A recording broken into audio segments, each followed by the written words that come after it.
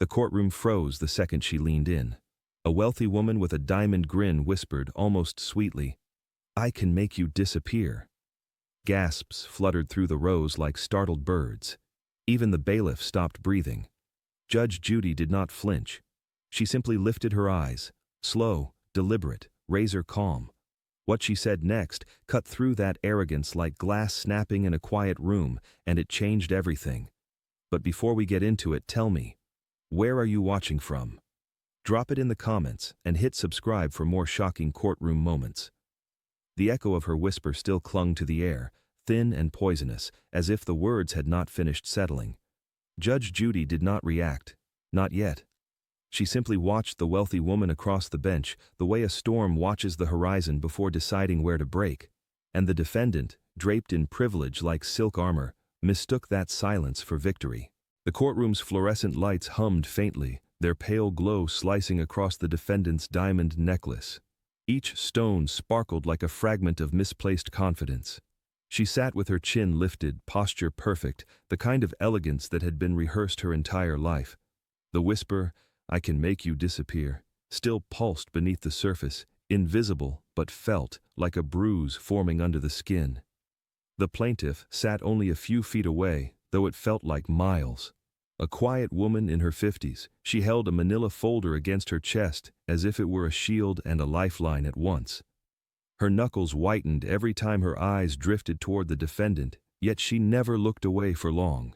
Courage and fear lived side by side in her posture. Judge Judy leaned back slightly, not relaxed, measured, calculating. "Ma'am," she said, her voice calm enough to freeze a river, "would you like to repeat what you just said?"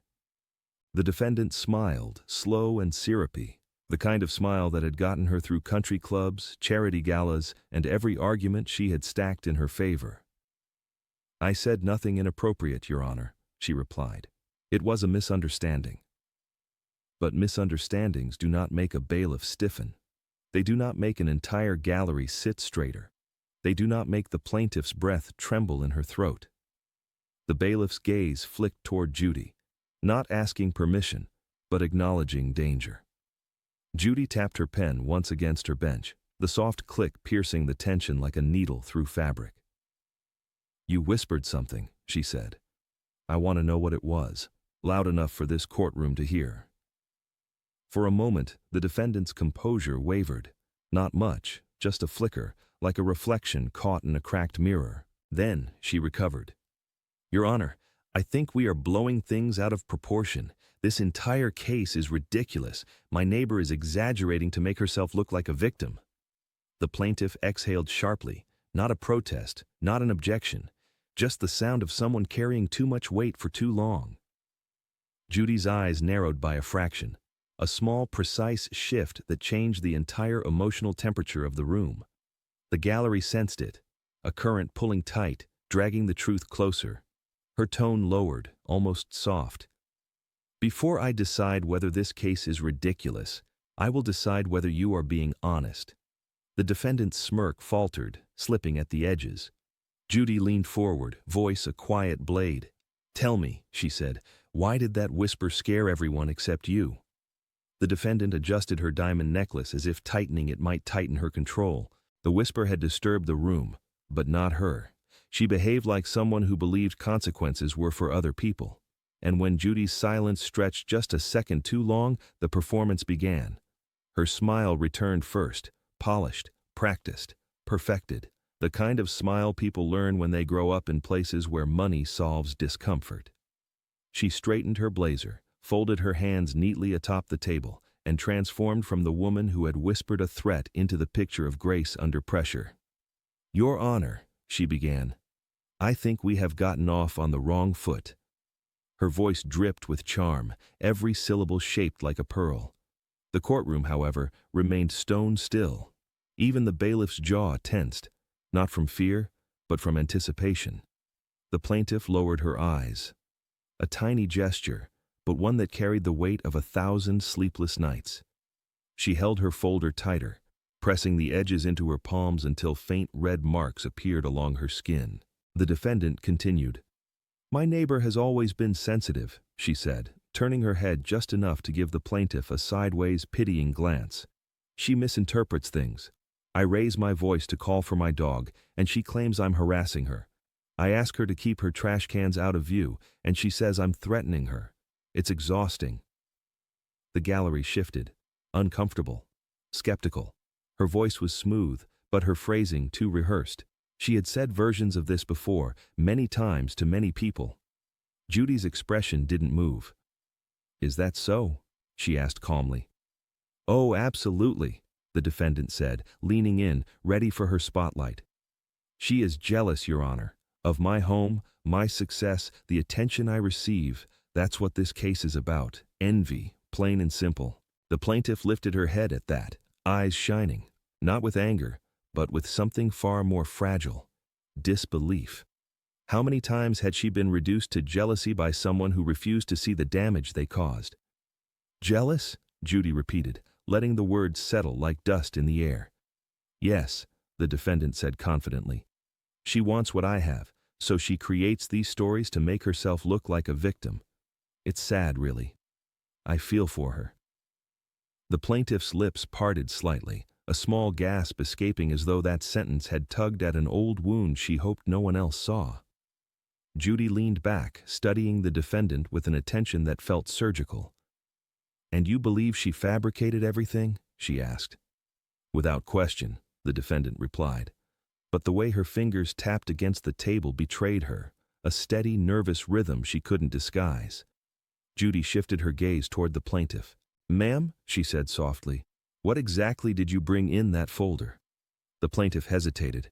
Then she rose, voice trembling but determined. "Evidence, Your Honor.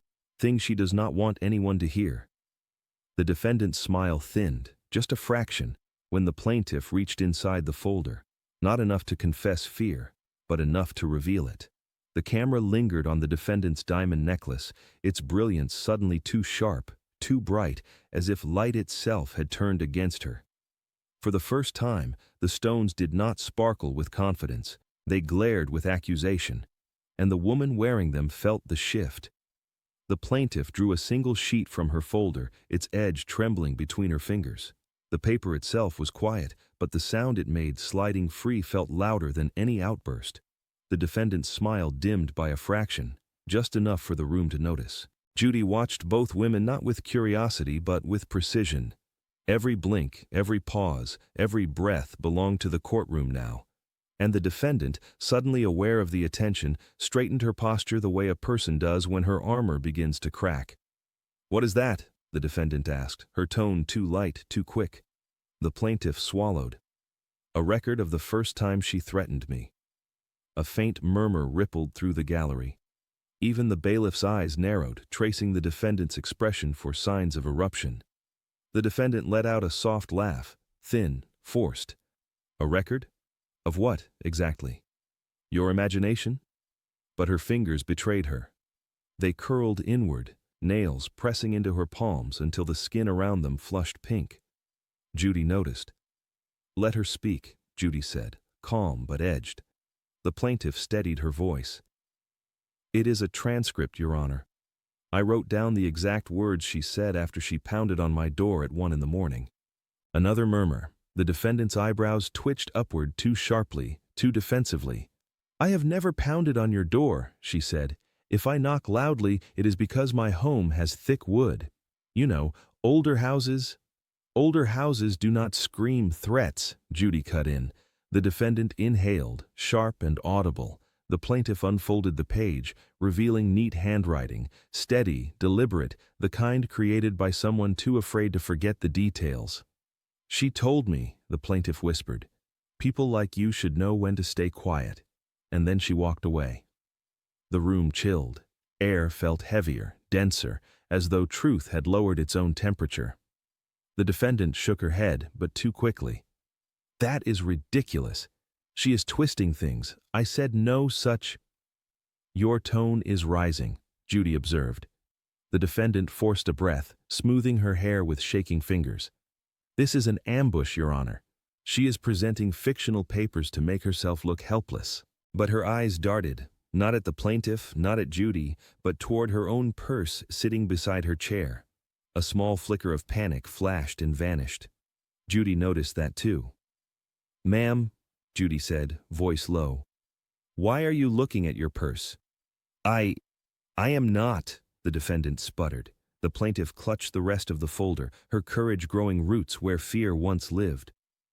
"I have more, Your Honor," she said. "She has been doing this for months." The defendant's breath hitched. Judy raised a hand, stopping everyone. "Bring me the rest of what you have," she told the plaintiff. And as the plaintiff reached deeper into the folder, the defendant's diamonds finally stopped catching the light. The papers landed on Judge Judy's bench with a whisper like a blade sliding free of its sheath.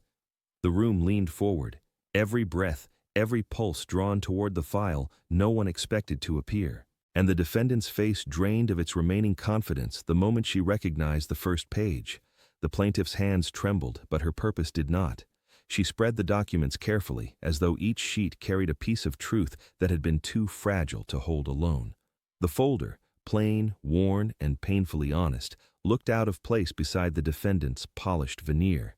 Judy adjusted her glasses and began to read. The rustle of pages filled the courtroom with an almost eerie rhythm. Each turn tightened the air, tugging at the defendant's composure until the cracks became visible even beneath the diamonds. "These," Judy said, eyes still scanning the pages, "are dated across 6 months." The plaintiff nodded.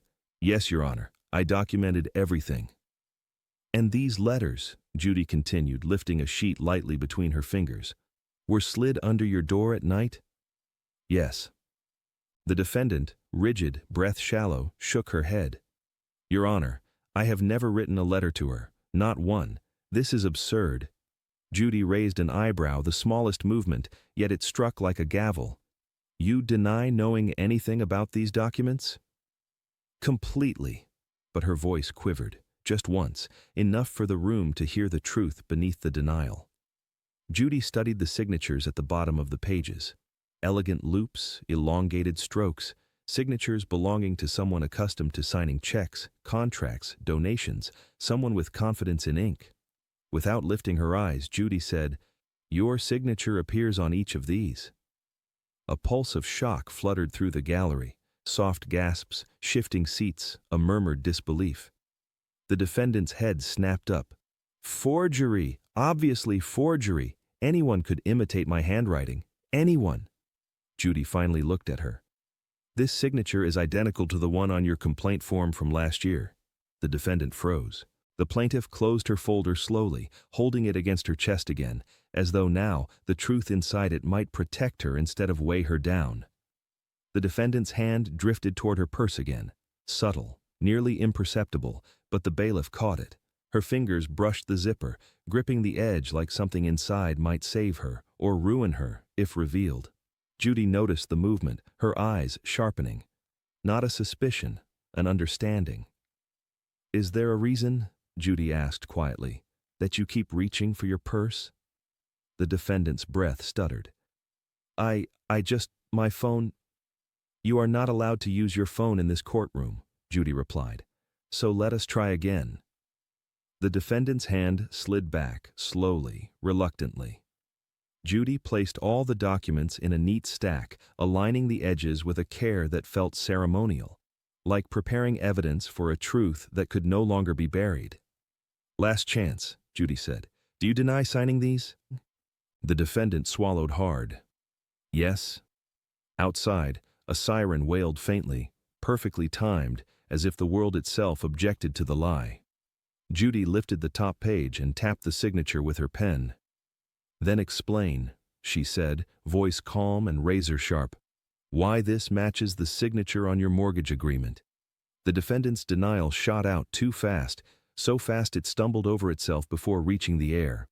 For the first time, her voice trembled, not with anger, but with something far more revealing. Fear. And fear has a way of dimming even the brightest diamonds. Judge Judy let the silence breathe. Not long, just enough to make the defendant feel the weight of her own words collapsing around her.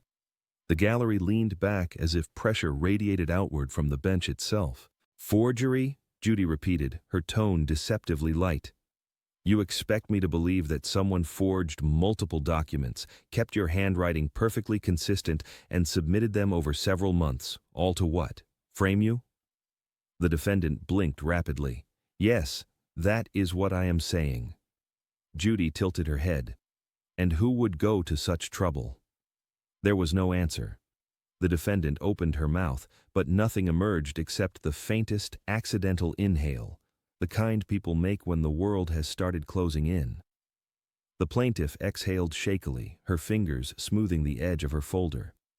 Your Honor, she told me once that people like me don't belong in this neighborhood. I did not fight back. I just documented the things she said. The defendant scoffed, but the sound lacked conviction. She is overreacting. She always has. If someone feels intimidated by basic conversation, what am I supposed to do? Judy narrowed her gaze. Basic conversation does not involve threats. The defendant's shoulders stiffened, and for the first time, her posture slumped by a fraction, like the truth had grabbed the back of her spine and pulled. Judy tapped the documents again. Your signature appears 3 times. The handwriting analysis, even just from casual observation, shows no deviation. Each loop, each stroke, each angle matches. The defendant's lips parted, an instinct to argue, but the words stuck, trapped behind her panic. Meanwhile, the bailiff shifted subtly, eyes landing on the defendant's purse. The earlier glance had not evaporated from his mind. Something in her behavior gnawed at the edges of the room like a faint echo of danger waiting to be named. I have never written those letters, the defendant insisted, louder now, voice beginning to fray. She is doing this to make me look unstable. Judy leaned forward, elbows resting on the bench. You are managing that all on your own. A ripple of reactions swept through the gallery. Gasps, widened eyes, a soft thud as someone's pen dropped to the floor. The defendant's facade strained like glass meeting impact. The plaintiff took a small step forward, holding out another sheet. This is a copy of the note she left on my windshield. The defendant snapped her head toward it, panic flashing, a pure, unfiltered reaction. Judy watched closely. Too closely. What is wrong? Judy asked. That note seems to concern you. It is fake, the defendant stammered. I have never seen that before. But the lie was too quick, too brittle, too rehearsed. Her illusion, once polished to perfection, had begun to splinter under its own weight. Judy cut through the noise with a quiet question that silenced the entire room. Then why? She said, eyes razor sharp. Did you whisper to your attorney before this note appeared? The courtroom felt colder now, like the whisper had finally found its echo. Judge Judy folded her hands, eyes pinned on the defendant with surgical steadiness. It was time to drag the quiet threat into the light. Let us revisit your whisper, Judy said, voice calm enough to unsettle even the furniture. The one that made half this room forget how to breathe. The defendant's lips tensed, a thin, trembling line of resistance. I told you, Your Honor, it was nothing. A misunderstanding. A joke. Judy lifted an eyebrow. Threats are not jokes. The bailiff shifted his stance, subtle but unmistakable. His presence felt heavier, like he had anchored himself in case the truth tried to explode out of the defendant instead of her finally speaking it. The plaintiff kept her gaze lowered, clutching her folder in both hands, knuckles pale. But her shoulders rose and fell with controlled breaths. She knew what was coming. She had lived with this moment long before the courtroom walls heard any whisper. Bailiff, Judy said without looking away from the defendant. What did you hear? The bailiff's voice carried the weight of unvarnished honesty. She leaned toward the plaintiff, he said, and whispered, I can make you disappear. Her tone wasn't joking. A gasp rippled through the gallery, fragile and uncontrolled. The defendant's eyes widened, not in denial, but in the panic of someone realizing her private intimidation had become public record. That is a lie, she snapped, but the crack in her voice made the denial stumble, fall, and shatter on the courtroom floor. It is not a lie, Judy replied. It is corroboration. The plaintiff swallowed hard. I have been scared of her for months, she said, her voice barely above a whisper but steady as truth. She corners me by the mailbox, she bangs on my door, she leaves notes, and every time I think it cannot get worse, she says something that proves she is not done hurting me." The defendant shot upright. "I have done nothing wrong. She is twisting everything, Your Honor, everything." Judy leaned forward, her tone turning colder than the marble beneath her hands. "Threatening someone is not a misunderstanding. It is intimidation. You have created an environment of fear, and now you are pretending it is dust she imagined on her own doorstep." The defendant stammered, words spilling out with no form, no logic, no confidence left to hold them still. It was just, she was annoying me. It was not, you are all overreacting." Judy glanced at the plaintiff. "You mentioned earlier a recording. You said you brought it with you." The plaintiff nodded, pulling her trembling hands away from the folder long enough to reach inside it again. "Play it," Judy said. "Let us hear the truth in your own voice." The defendant's face drained of color. The plaintiff lifted her phone, tapped a button, and the first distorted crackle of the recording filled the courtroom, just as the defendant whispered, "Turn it off." But it was far too late. The first crackle of the audio carried through the courtroom like a storm warning. Every head turned toward the small phone in the plaintiff's trembling hand, and the defendant's fear sharpened into something raw the moment her own voice began to rise from the speaker.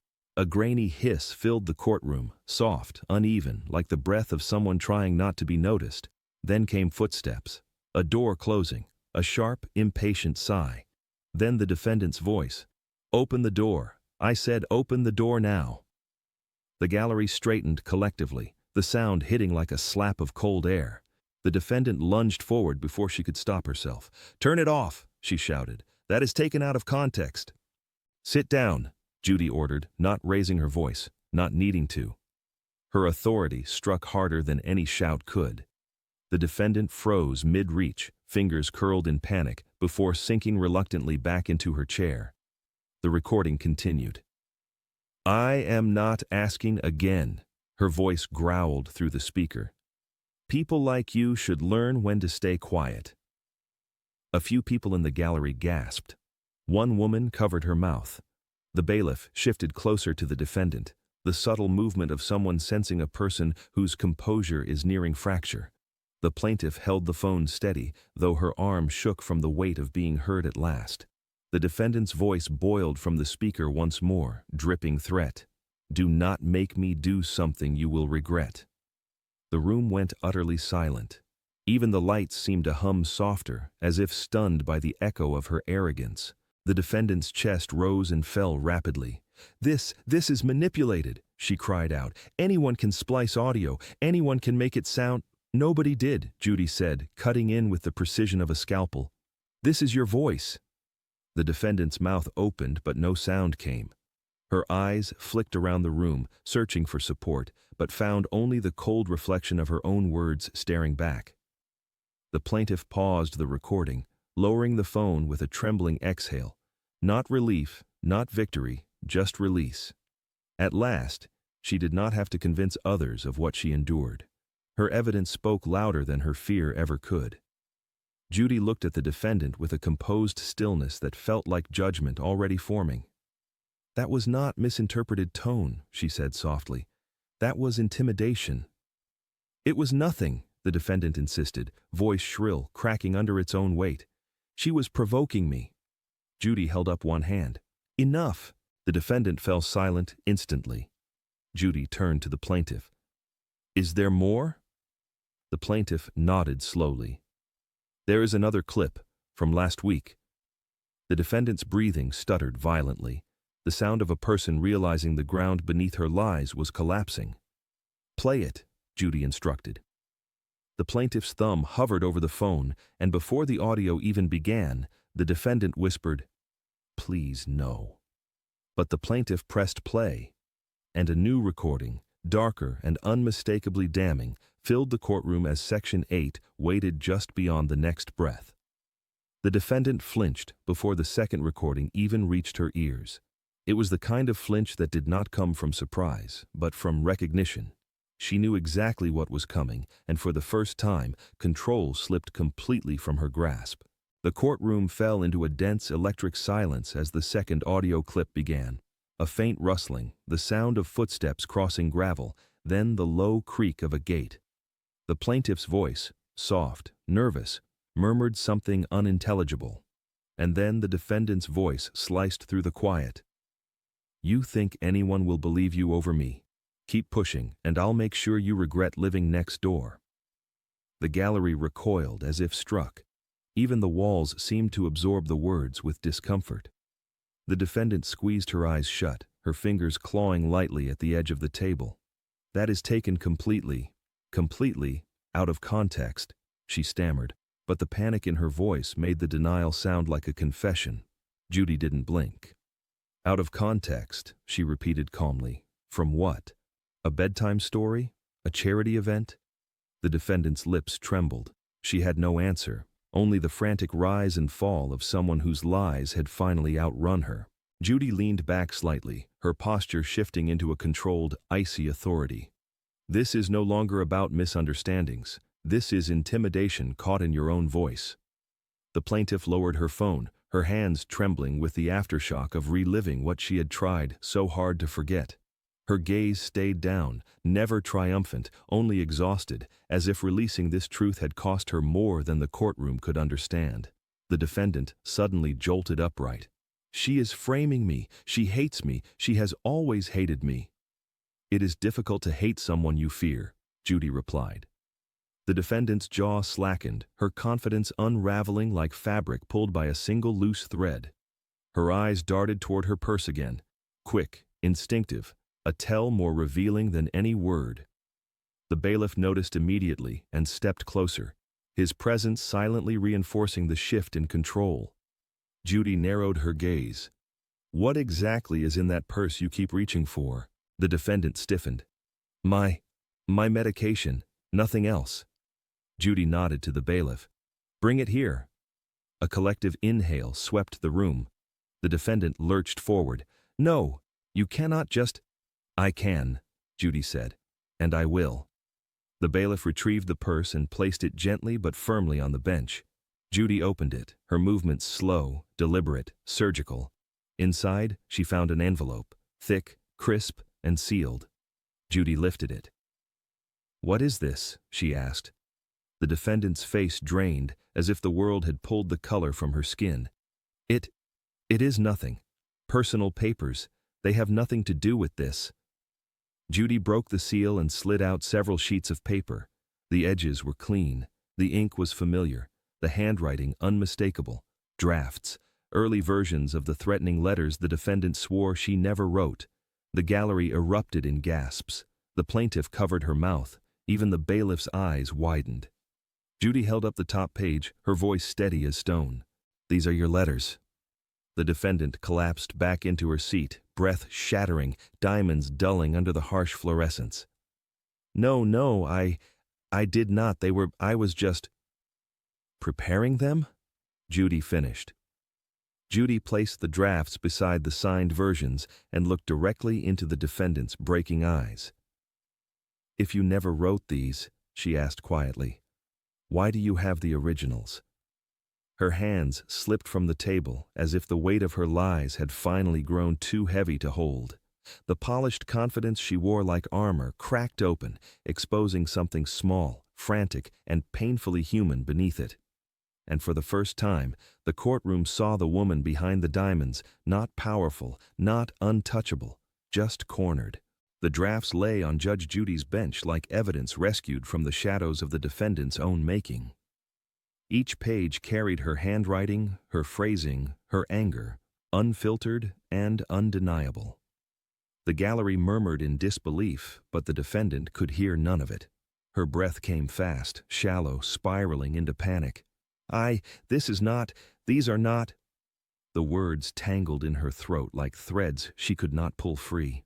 Judy watched her with a penetrating stillness, not triumphant, not cruel, simply the immovable presence of truth settling into its rightful place. "You said you never wrote these letters," Judy said slowly. "You said they were fabrications meant to frame you." The defendant's eyes darted wildly, searching the room for someone, anyone, to believe her. but all she found were faces edged with the same expression: realization. The plaintiff stood quietly, hands clasped in front of her, as though steadying herself for the emotional impact of this unraveling. She did not smile. She did not gloat. Her expression held a softness, a sadness, even, because watching someone collapse was never satisfying, even when long overdue. "I did not mean," the defendant whispered, voice barely a sound. "I was not going to send them. They were drafts. Just drafts." "Drafts," Judy repeated. "Threatening drafts, written by you, carried into this courtroom by you, hidden in your purse as you insisted they were forged." The defendant covered her face with trembling hands. Her shoulders curled inward, shrinking her posture until she looked nothing like the woman who first walked into the courtroom, chin high, diamonds bright, ego unbreakable. "You do not understand," she choked out. "She pushed me. She made me feel powerless." The plaintiff reacted as though struck, a quiet gasp escaping. Judy turned toward her. "Ma'am," Judy asked gently, "have you ever threatened her, written her letters, whispered that she would disappear?" The plaintiff shook her head, eyes glistening but steady. "No, Your Honor. I have only ever asked her to leave me alone." The defendant flinched hard, tears welling beneath lashes that once framed derision but now framed desperation. "I just wanted her to stop bothering me," the defendant whispered. "I did not think she would take it seriously." "You told her you would make her disappear," Judy replied, each word deliberate. "People take that seriously." Silence crashed down, a heavy, breath-stealing stillness. The defendant lowered her hands, mascara streaking down her cheeks like ink bleeding through paper. "Is there anything," Judy asked quietly, "that you are ready to tell the truth about?" The defendant opened her mouth, searching for a lie, a defense, a lifeline, but nothing came. Her silence was the first honest thing she had offered all day. Judy leaned forward, voice dropping into a cold, unshakable calm. "Then we will go deeper," she said, "because this is no longer about letters. This is about who you have been all along." The silence after her collapse did not feel empty. It felt bruised. Every word she had spoken, every threat she had unleashed, now hung in the air like a storm cloud refusing to move. And the defendant sat beneath it, finally feeling the weight of her own voice. Judge Judy let the stillness stretch, not to punish her, but to make sure she heard it, the echo of her own cruelty, reflected back at her without distortion. The defendant's breaths came in short, disjointed fragments, as though her chest no longer knew how to move freely. "This is a moment," Judy said softly, "when people decide whether to be honest or to be buried by the lies they have created." The defendant's head lifted slowly, eyes rimmed red, mascara smudging like ink bleeding through thin paper. "I never meant for any of this to happen," she whispered. Judy's eyebrows raised a fraction. "You never meant for the consequences to catch up. That is different from not meaning the actions." The plaintiff shifted slightly, folding her hands together, a gesture of someone trying to stay composed in the presence of pain that suddenly felt validated. Her voice, when she spoke, was steady but fragile. "I did not want to bring this to court," she said. "I just wanted it to stop. Every time I stepped outside, I felt watched, judged, threatened, like I was trespassing in my own home." The defendant winced as though the words physically struck her. "You threatened her mother," Judy continued. "Is that also something you did not mean?" The defendant's eyes widened. I did not threaten her mother. I only said that if she kept complaining." Her voice cracked, fractured by the weight of truth trying to claw its way out. Judy leaned forward. "Say it." The defendant looked around the room as if hoping for a place to hide, a corner that might swallow her whole. But there was no curtain left to retreat behind. Her voice trembled. I said I would make things hard for her." She swallowed. "I said I had connections. I said I could make life difficult." "And her mother heard it," the plaintiff said quietly. "She was standing beside me." A collective shiver moved through the gallery. The defendant's posture slumped further, shoulders folding inward until she seemed smaller than the chair that held her. Judy exhaled, not with impatience, but with the kind of disappointment that stings sharper than anger. "You used intimidation the way some people use punctuation," she said. Casually, carelessly, constantly. The defendant covered her face again, her voice muffled. "I just wanted her to stop judging me." "She was not judging you," Judy replied. "She was living her life. It was you who felt threatened by her very existence." The plaintiff blinked, surprised by the accuracy of the observation, surprised someone finally named it aloud. The defendant lowered her hands slowly, tears streaking through makeup that used to shine as brightly as her ego. What happens now?" she whispered. Judy leaned forward, eyes unblinking. "What happens now," she said, "depends entirely on whether you are ready to tell the truth you have been running from." Panic flickered in her eyes, small, frantic, and impossible to hide. It was the look of someone who finally realized there were no lies left to reach for. And when Judy leaned in, the defendant's last line of defense shattered. "Tell the truth," Judy said. "All of it." The defendant swallowed hard, her throat working like every word fought to stay buried. Her hands gripped the table, knuckles white, fingers trembling in tiny spasms she could not control. Her diamonds, once blinding, now looked like mirrors reflecting a version of herself she no longer recognized. "You have been intimidating her for months," Judy continued. "This recording, these letters, your behavior today." Then softer, sharper. "What is the truth beneath all that noise?" The defendant's lips parted, but no sound came. Shame, fear, denial, everything tangled together behind her eyes. The gallery held its breath. Even the air seemed suspended, waiting. Finally, a thin, fragile voice emerged. She made me feel small." The plaintiff blinked, surprised, hurt, confused all at once. Judy remained silent, giving the woman space she had never deserved but desperately needed. The defendant wiped a trembling hand across her cheek. "Everyone in my life listens to me. Everyone. At work, at home, at the HOA meetings, at the charity events. But she pointed weakly at the plaintiff. "She did not care who I was." Her voice cracked open, raw. "She would not move her trash cans when I told her. She planted flowers I said did not match the neighborhood aesthetic. She asked me to stop using her driveway to turn around. She made me feel powerless." The plaintiff covered her mouth, stunned. Judy's face softened just enough to show she understood, but not enough to excuse. "So you threatened her?" Judy asked. "Yes," the defendant burst out, then flinched as the word left her. "Yes, I did. I said awful things. I pretended it was just neighbor disputes, but it wasn't." Her shoulders crumpled inward. "She didn't obey me, and it made something ugly come out." The gallery murmured, a wave of shock and recognition. Ugly truths often sound familiar. "I told myself she deserved it," the defendant continued, voice trembling like a frayed wire.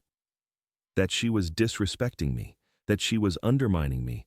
I thought if I scared her enough she'd fall in line." Her breathing turned ragged. "But every time she didn't obey, I escalated, and I didn't realize how far I was going until right now." The plaintiff's eyes shimmered, not with victory, but with the ache of hearing the real wound behind the cruelty. The wound she never caused. Judy leaned forward gently. "This is the most honest you've been since you walked in." The defendant nodded, tears streaking down her cheeks. "I don't know how to be anything else," she whispered. "I only know how to control people. That's what I was taught." A subtle shift gripped the room. A deeper truth hovered, something older, heavier, darker. Judy sensed it instantly. "Who taught you that?" she asked. The defendant's breath caught in her throat. Her eyes widened, filling with a fear far different from before. Not fear of consequences, but fear of memory. "My father," she whispered. "He taught me that fear is the only way to get respect." And the courtroom froze as the past yawned open behind her. The defendant's confession didn't just settle into the room, it seeped into it, dark and heavy, like memories leaking from a locked attic door. The courtroom didn't move. No one breathed. Even Judy's gavel looked frozen mid-swing in the stillness. Because everyone could feel it. This wasn't just her story anymore. It was a story passed down. "My father taught me," the defendant whispered again, as if repeating it would make the truth softer. It didn't. It made it sharper, cutting through the last remnants of her denial. She stared at the table, eyes unfocused, hands trembling so violently her bracelets chimed with each shake, faint metallic echoes that sounded almost like chains. Judy's voice lowered. "Tell me what he taught you." The defendant swallowed hard. Her throat bobbed with the effort of pulling memories she had buried deep, perhaps hoping they would never find sunlight. "He controlled everyone," she began. "My mother, our neighbors, the people who worked for us. He used fear like a tool. If someone didn't listen, he made sure they regretted it." Her breath hitched. "I watched him every day. How people flinched when he entered a room. How they rushed to obey him. No one ever talked back. No one ever challenged him." The plaintiff listened with quiet heartbreak. Not sympathy, not yet, but recognition that cruelty rarely grows from nowhere. The defendant continued, voice unraveling thread by thread. "And when I didn't behave? When I made mistakes?" She paused, blinking back tears she no longer tried to hide. "He didn't punish me. He taught me. He said, 'Power means being the loudest voice in the room. Respect means people fear disappointing you.'" Shock rippled through the courtroom. For a moment, even the bailiff's stern expression softened. Judy studied the defendant, not with pity, but with profound understanding. "And you believed him?" "I didn't know any better," she whispered. "When I grew up, people respected me because of money, status, the name he built, and I thought that was normal. I didn't know how to earn respect, just how to demand it." The plaintiff's eyes lowered, her expression shifting. Not toward forgiveness, but toward comprehension. The shadow the defendant carried was older than both of them. "But you are not your father," Judy said gently, though her tone carried the weight of responsibility. "At some point, you made your own choices, wrote your own letters, spoke your own threats. You must face that." The defendant nodded slowly, her tears dropping onto the table like small admissions. "I know. I see it now. Every awful thing I said, I heard his voice inside mine. I didn't stop it. I didn't question it." A painful silence followed, a generational echo finally breaking. Judy folded her hands, leaning forward. "Understanding where the behavior comes from matters, but it does not erase what you've done to her." The plaintiff looked up, eyes shimmering. The defendant met her gaze, not defiantly, not angrily, but with the hollow grief of someone seeing the damage she caused for the first time. "I'm sorry," she whispered, voice trembling. "Not because I'm caught, but because I finally understand what I became." The plaintiff exhaled, a soft, aching sound. Before she could respond, Judy straightened in her seat, her tone shifting once more into decisive authority.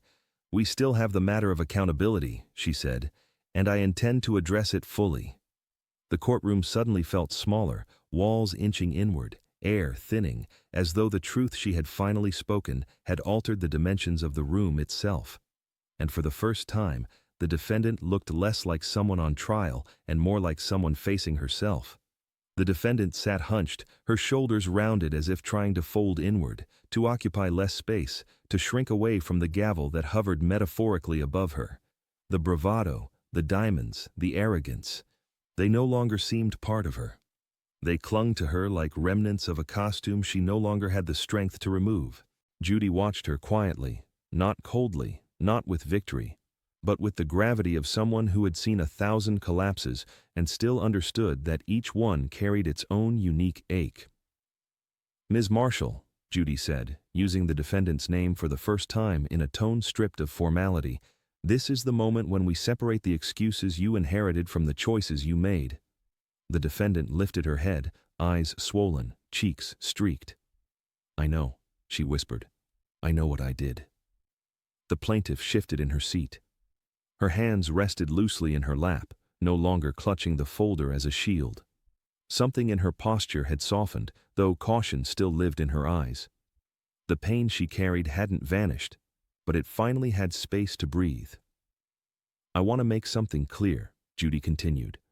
"Understanding your past does not absolve your actions, but it does open the door to accountability. And accountability," she added, "is the only way forward." The defendant nodded, her breath tremoring. "I don't know how to fix this." "You start," Judy said, "by accepting the consequences." The gallery was quiet. So quiet the faint buzz of the overhead lights sounded like a distant whisper. The plaintiff swallowed, gathering the courage to speak. "Your Honor, I don't want her life ruined. I don't want revenge. I just want peace in my home." Her voice cracked on the last word, not from weakness, but from release, the kind that comes after months of enduring what no one believed. The defendant's breath hitched. Her eyes closed, a single tear slipping down. "I'm so sorry," she said. Not a performance, not an escape attempt. A truth finally unclenched. Judy inclined her head, acknowledging the sincerity, but not allowing it to blur the lines. "Apologies matter only when they mean change," she said, "and change begins with responsibility." The defendant looked at the plaintiff again, really looked, without the filter of superiority or entitlement. "I never saw what I was doing to you," she said softly. "I only saw what I thought you were doing to me." The plaintiff nodded slowly, a fragile truce forming in the space between them. Not forgiveness, not yet. But understanding always arrives before healing. Judy straightened her papers, the shift of movement snapping the moment back into reality.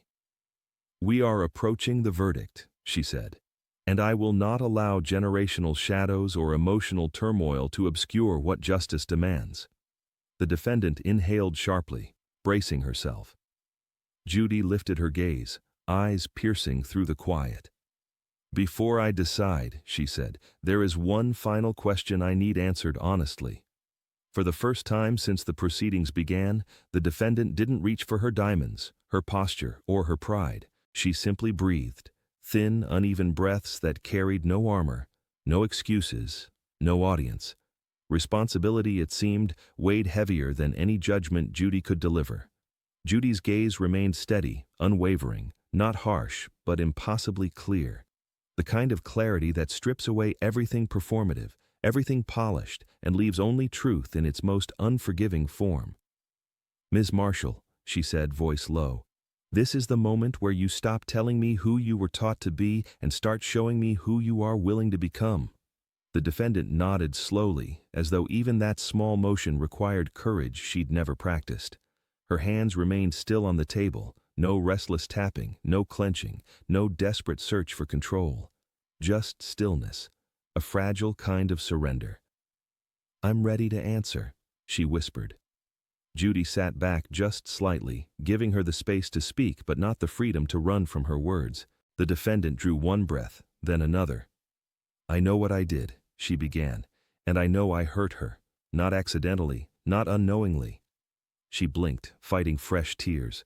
"I hurt her because I was angry, because I was raised to believe that anger meant strength, that fear meant respect." Her voice wavered. "But I see now that all I did, all I've ever done, is push people away." The plaintiff watched her, expression soft but cautious. She wasn't moved by theatrics. She had been subjected to them for too long. But this moment wasn't performance. It was unraveling. "I wanted control," the defendant said. "I thought if I didn't have it, I had nothing. A beat. But when I look at what my attempts to control have done, I realize I've only ever controlled the thing that mattered least, other people's fear." The plaintiff closed her eyes for a moment, as though those words touched something deeply rooted inside her. "I am sorry," the defendant continued, "not because I'm cornered, not because I'm embarrassed, but because I finally see the damage I caused. I made her feel unsafe in her own home. I made her mother afraid. I turned a neighborhood into a battleground." Her breath shook. "And I did it because I didn't know any other way to feel powerful." Judy nodded slowly. "Acknowledging harm," she said, "is the first step toward repairing it, but it is only a step." A hum of tension rippled through the gallery. Everyone could feel the shift. This wasn't the roaring climax of accusation and evidence. This was the soft, painful unraveling of accountability. The plaintiff lifted her chin, her voice trembling but sincere. "Your apology, it matters, but it doesn't erase what happened." "I know," the defendant whispered. Judy's expression sharpened again, not unkind but resolute. "Good, because now we confront the consequences." The defendant inhaled sharply, bracing herself. Judy gathered the documents before her, folded her hands, and said, "It's time for my ruling. And you both need to hear every word. Before we move into the final verdict, tell me honestly, do you believe someone like her can truly change, or do they only learn to hide their shadows better?" The gavel hovered in the air like a final heartbeat, one that belonged not to punishment, but to truth. Every eye in the courtroom fixed on Judge Judy, the room so still it felt suspended between who the defendant had been and who she might become after today. And then the gavel descended, not with fury, but with certainty. The sharp wooden crack rippled through the silence, not violent, not triumphant, simply final. A clean break between all the fear that had been endured and all the accountability that was now owed. "Here is my ruling," Judy said, her voice calm and grounded. "Ms. Marshall, your actions created an environment of fear, intimidation, and emotional distress. For that, you owe restitution." The defendant bowed her head, her fingers twisting together, palms damp with the weight of the moment. She did not argue. She did not flinch. She accepted. "You will pay damages to the plaintiff," Judy continued. "Additionally, I am issuing a no-contact order that prohibits any communication, direct or indirect." The plaintiff closed her eyes, not in relief, but in something gentler, more profound. Release.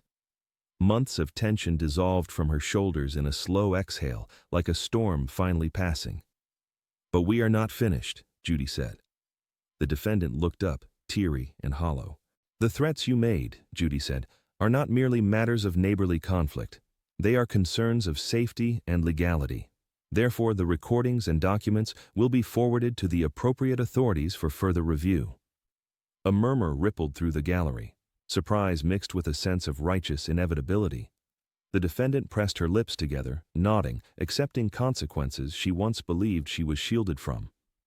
"This is not revenge," Judy said, turning her gaze briefly to the plaintiff. "This is protection and accountability." The plaintiff nodded, her voice barely above a whisper.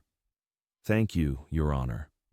Judy shifted her attention back to the defendant, her tone softening, but only slightly. "Ms. Marshall," she said, "you have lived your life believing fear commands respect. You inherited that belief, yes, but you chose to carry it forward. Today, that chain breaks." The defendant's breath trembled, her eyes shimmering with a mixture of shame and dawning understanding. "You cannot control people into respecting you," Judy continued. "Respect is earned through humility, kindness, and the willingness to listen. You have a long road ahead of you, but roads are not prisons, they are possibilities." A deep quiet settled over the room, the kind that comes when truth no longer echoes but lands. The plaintiff gathered her folder, the one she had clung to like a lifeline, and held it softly at her side now, as though its weight had finally lightened. The defendant wiped her eyes, whispering, "I'm sorry, not to gain sympathy, but because it was the only honest thing left to say." Judy lifted the gavel one final time. "This matter is resolved." The gavel struck, not loudly, not dramatically, just enough to close the chapter with dignity. As the courtroom emptied, a simple truth lingered like the last fading note of a song. Power built on fear always collapses, but truth spoken courageously survives every fall.